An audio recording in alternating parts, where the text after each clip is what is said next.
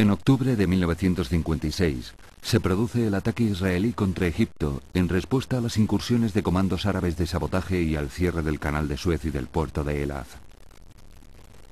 La guerra de Suez culmina con la retirada egipcia y la ocupación israelí de la península del Sinaí y la Franja de Gaza, territorios de los que un año más tarde se harán cargo los cascos azules de Naciones Unidas. Pero esta situación de ninguna manera pudo considerarse, ni siquiera de forma remota, como una paz. Negando la posibilidad de entablar cualquier negociación, Egipto buscó el apoyo militar de Siria y Jordania, mientras que Israel demostró su deseo de establecerse permanentemente en los territorios ocupados al iniciar sus grandes proyectos de irrigación con agua traída del mar de Galilea. Desde finales de 1966, el camino hacia una tercera guerra entre árabes e israelíes pareció ya imparable, favorecida esta por la llegada al poder en Siria de los sectores más radicales del partido Baas. A mediados de mayo de 1967, el gobierno de El Cairo pidió a la ONU la retirada de sus fuerzas de interposición, y días después firmó un acuerdo con Jordania, al mismo tiempo que impedía el paso del tráfico marítimo israelí por el estrecho de Tirán. La ofensiva israelí se produjo en las primeras horas del 5 de junio. Tras percibir en los radares la aproximación de aviones egipcios y de unidades acorazadas que avanzaban hacia la frontera de Israel. Las defensas israelíes, al mando del comandante general Rabin, habían sido movilizadas a partir del 20 de mayo para hacer frente a los masivos ejércitos árabes que cubrían las fronteras. La sorpresa de los egipcios fue mayúscula, pues esperaban que Israel dirigiera su ataque contra Siria. Además, la aviación israelí procedió del mar, haciendo pensar a sus enemigos por un momento que se reproducía la guerra de Suez de 1956. Las fuerzas aéreas de Israel efectuaron un ataque con objeto de destruir la aviación egipcia y sus aeródromos. En vuelo casi rasante, en plano inferior a las pantallas del radar egipcias, los aviones israelíes destruyeron eficazmente a las fuerzas aéreas enemigas. El ataque de la aviación israelí logró destruir en apenas 3 horas 391 aviones egipcios que no llegaron a despegar, mientras que derribó en combate otros aparatos.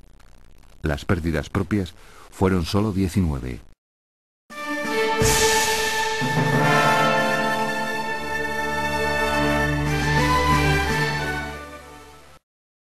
El éxito aéreo permitió un cómodo avance de la infantería israelí sobre los ejércitos egipcios del Sinaí, que contaban con 7 divisiones y unos 1000 tanques. La ofensiva judía se produjo mediante un triple avance. Por el norte, el general de brigada israelí Tal rompió las defensas egipcias y alcanzó en la noche del 5 de junio la población de El Harish. Otro avance importante se produjo como efecto de la acción combinada de las brigadas de Jofe, por el centro, y Sharon por el sur. Jofe realizó una incursión por el desierto que le permitió adentrarse por detrás de las líneas egipcias, dominando el 6 de junio la carretera que enlaza a Abu Ageila con Bir Lafan. Al mismo tiempo, la división de Sharon atacó en plena noche las defensas egipcias en un Kataf, logrando dominar el cruce de Abu Ageila. Ambas defensas fueron definitivamente tomadas mediante la intervención de una brigada de paracaidistas transportada en helicóptero. Simultáneamente, el avance israelí en el frente del Sinaí continuó por el norte, rompiendo la resistencia de las tropas egipcio-palestinas que defendían la Franja de Gaza. El mismo día 5, el rey Hussein de Jordania recibe informaciones erróneas según las cuales las tropas egipcias están derrotando a las israelíes en el Sinaí. De esta forma, el acuerdo entre Egipto y Jordania empuja a este país a intervenir en el frente occidental, ordenando un bombardeo de las principales ciudades israelíes, que alcanza incluso las cercanías de Tel Aviv y especialmente Jerusalén. El contraataque israelí no se hizo esperar, tomando rápidamente el poblado de Sur-Bahir, en la carretera de Belén. Al mismo tiempo, tropas israelíes conquistaron posiciones al norte de Jerusalén, mientras que otros efectivos tomaban posiciones al sur de Ramala. Ese mismo mediodía, aviones israelíes que habían participado en el bombardeo de Egipto castigaron las ciudades jordanas de Amán y Mafraq. Por la noche, una brigada de infantería tomó el pueblo de Latrum, avanzando por la carretera de Beit Horon, con el propósito de contactar con los efectivos situados a las afueras de Ramala. Los movimientos de avance israelíes en el frente occidental quedaron desde este momento fijados en torno a Jerusalén, donde se estableció el mando central. Este ordenó primero un ataque hacia el sur de la ciudad, para, algo después, realizar un ataque de la infantería de marina y una brigada acorazada hacia el norte de Jerusalén. Posteriormente, el avance se produjo hacia el este, logrando cortar la comunicación entre las fuerzas jordanas con base en Jerusalén y sus refuerzos situados en Samaria. En la noche del 6 de junio, los combates se produjeron en el área norte. Tropas jordanas atacaron territorio israelí, pero debieron retirarse al sufrir un duro contraataque a base de infantería y acorazados. Así, fuerzas israelíes penetraron en territorio jordano, rodeando la población de Jenin. La cruenta lucha de blindados se saldó con el triunfo de Israel y la ocupación de una amplia franja de terreno. Después de un día entero de enfrentamientos, el despliegue israelí permitía enlazar las tropas de los mandos central y norte, que convergían en el centro de las posiciones jordanas tras su avance por el sur, oeste y norte. El segundo día de guerra en el Sinaí, las tropas del general israelí Tal continuaron su avance paralelo a la costa desde El Arish, en dirección al canal de Suez, al mismo tiempo que otra columna atacaba las defensas egipcias en Bir Lafan, logrando enlazar con las tropas del general Jofe.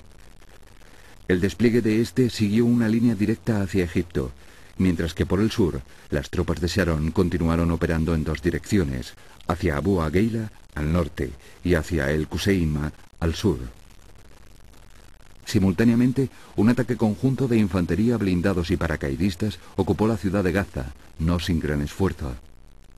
En Jerusalén Este, en el mismo momento, se estaban librando cruentos combates. Al norte de la ciudad, tropas israelíes intentan desalojar las defensas jordanas que impiden la comunicación con la ciudad de Ramala, convertida ahora en un punto estratégico. La ciudad finalmente cayó. En el mismo escenario, desde el norte, las fuerzas israelíes continuaron su avance en dirección sur, al mismo tiempo que desde el oeste caía la ciudad de Calquililla. El ataque israelí concluyó con la toma definitiva de Jenin, al mediodía del segundo día de guerra. Otro avance israelí se produjo hacia la carretera de Tubas Nablus, chocando con los tanques jordanos. Por la noche, lograron ocupar la primera población, continuando su avance hacia el río Jordán. El 7 de junio, las tropas israelíes lograron su victoria más significativa al tomar por completo la ciudad vieja de Jerusalén. Desde aquí se produjo un nuevo despliegue que permitió conquistar Belén y Hebrón sin efectuar un solo disparo. Tras tomar Ramala, el ejército israelí siguió avanzando hacia Jericó, al mismo tiempo que desde Nablus se desplegaban tropas hacia el río Jordán.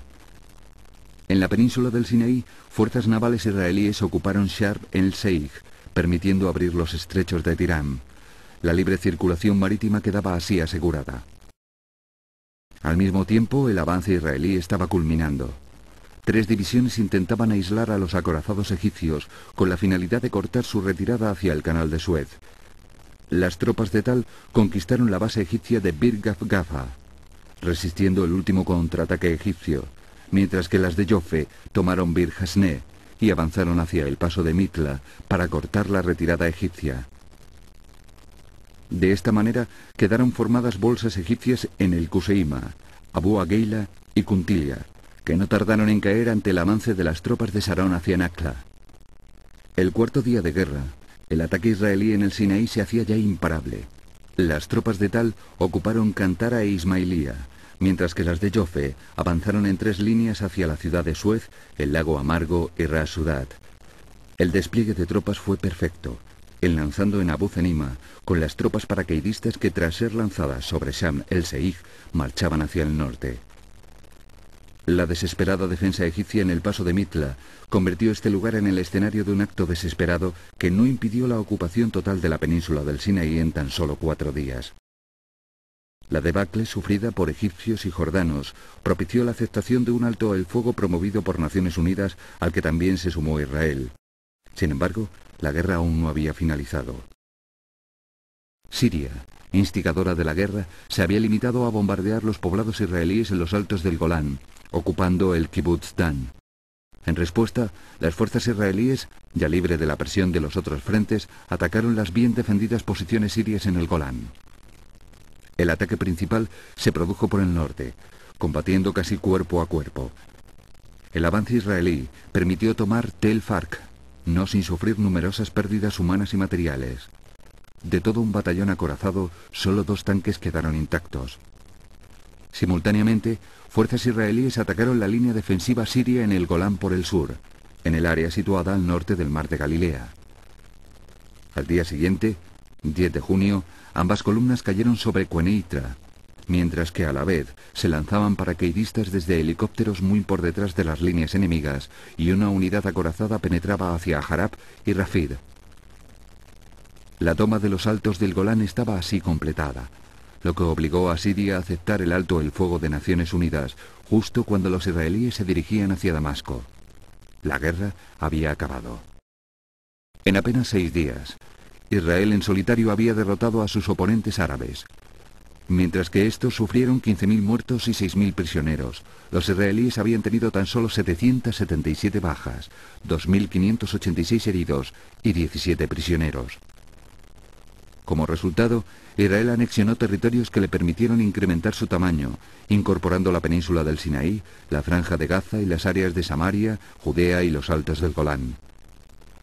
Con todo, las incorporaciones serán en el futuro fuente de nuevos conflictos, pues las poblaciones palestinas que con la ocupación de Gaza y Cisjordania quedaron bajo control israelí o se refugiaron en los países limítrofes, pugnarán más adelante por recuperar su dominio sobre estos territorios.